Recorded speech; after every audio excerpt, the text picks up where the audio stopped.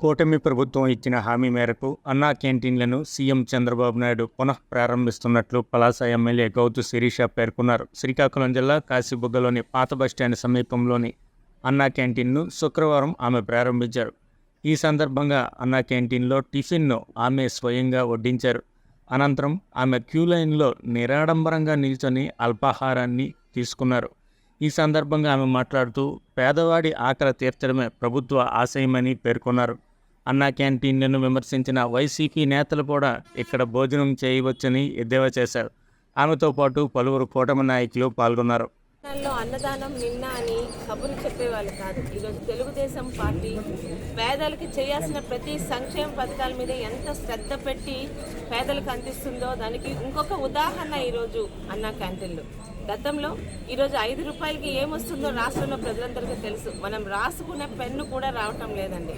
అలాంటి సమయంలో పేదలకి 3 పూటల ఉదయం టిఫిను, మధ్యాహ్నం భోజనం, రాత్రి భోజనం 5 రూపాయలకి అందించాలని ఒక మంచి ఉద్దేశంతో, ఇదేమీ గతంలో చంద్రబాబు నాయుడు గారు 2014-19 మధ్య ఇచ్చిన ఎన్నికల హామీ కాదు. కానీ అనుక్షణం అధికారంలోకి వచ్చినప్పటి నుంచి పేదలకు ఏ విధంగా సహకరించగలం, వాళ్ళకి సహాయపడగలమన్న ఆలోచనలో వచ్చిందే అన్నా క్యాంటీను. అలాంటి అన్నా క్యాంటీన్ని గత ప్రభుత్వం నిర్దాక్ష్యంగా, అంటే ఏ పేదల ఓట్లతో గెలిచారో, ఎన్ని అబద్ధాల హామీలతో గెలిచారో ఆ హామీలను తుంగలో తొక్కి అన్నా క్యాంటీన్ని నిర్దాక్షిణంగా తీసివేసింది.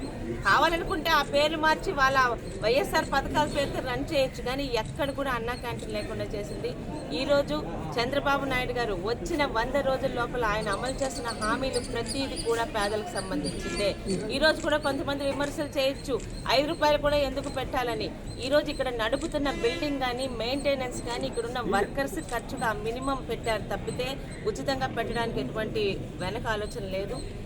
ఈరోజు 5 రూపాయలకి 3 ఇడ్లీలతో పాటు అదే 5 రూపాయలకి 3 పూరీలు, కూర అందించడం, అలాగే మధ్యాహ్నం పూట అదే 5 రూపాయలకి అన్నము, పప్పు, కూర విత్ పచ్చడి, పెరుగుతో పాటు అందించడం అన్నది ఎంత కమిట్మెంట్తో తెలుగుదేశం పార్టీ కానీ, తెలుగుదేశం ప్రభుత్వం కానీ పేదల గురించి ఈరోజు అన్ని రకాల పథకాలు తెస్తుందో అందరూ గుర్తుపెట్టుకోవాలి. మరొక్క మాట, ఈరోజు అన్నా క్యాంటీన్ల గురించి కానీ, గతంలో తెలుగుదేశం పార్టీ గురించి నోటికి వచ్చినట్టు మాట్లాడిన వైసీపీ నాయకులు కూడా మీరు కావాలనుకుంటే ఇక్కడ వచ్చి 5 రూపాయలు ఇచ్చి తినొచ్చండి, మాకు అలాంటి భేదాలు ఏం లేవు.